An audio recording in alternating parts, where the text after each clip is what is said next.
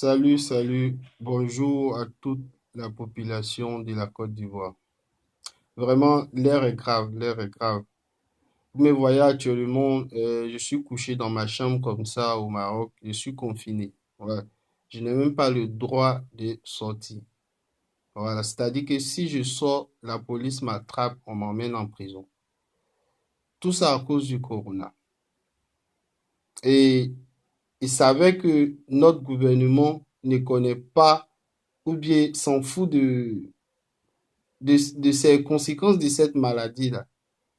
Parce que je ne suis pas encore arrivé à comprendre comment est-ce qu'on a pu libérer des indigènes, des personnes mal intentionnées qui se permettent actuellement de prendre un vol de la France pour aller en Afrique, où que ce soit.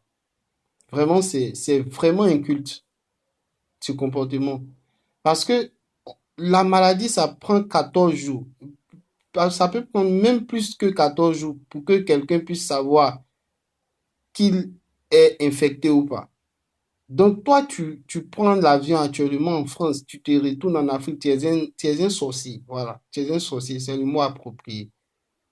Et vous, l'État qui est chargé de la sécurité de la population, vous mettez ces personnes-là en quarantaine parce que ces personnes se lèvent et commencent à dire on va tout casser, vous les libérez, vous les jetez sur la population.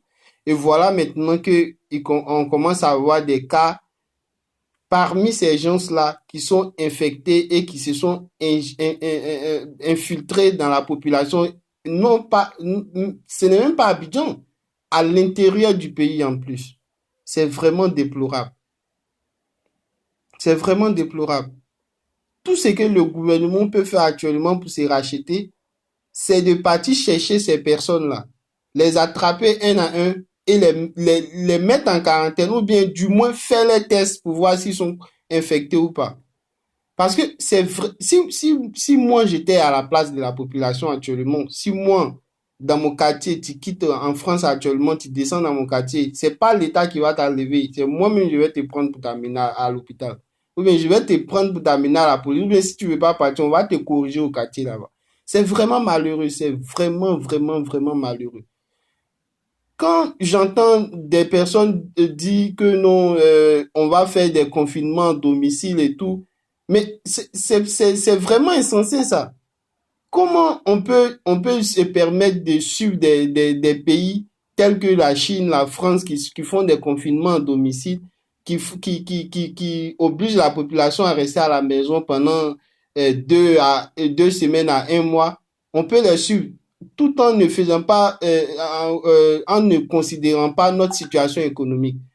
En France, on peut dire à quelqu'un de rester à la maison parce que la plupart des gens sont des fonctionnaires. On peut lui dire de rester à la maison, il a l'argent pour se faire une provision de 1 mois, de 2 mois.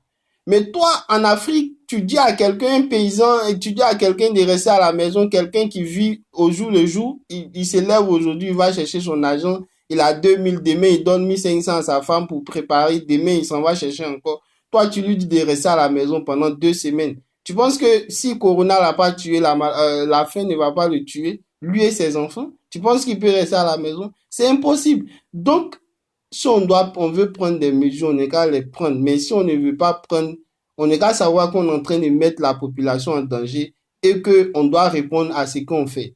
C'est vraiment malheureux. Tout ce que moi je propose pour au gouvernement ou bien à qui que ce soit, à qui veut l'entendre de se racheter, c'est de partir chercher ces personnes-là qu'on a libérées et les mettre en quarantaine ou bien faire les tests, savoir s'ils sont malades ou pas. Si l'État ne le fait pas, c'est à la population de le faire parce que l'air est très, très, très, très grave.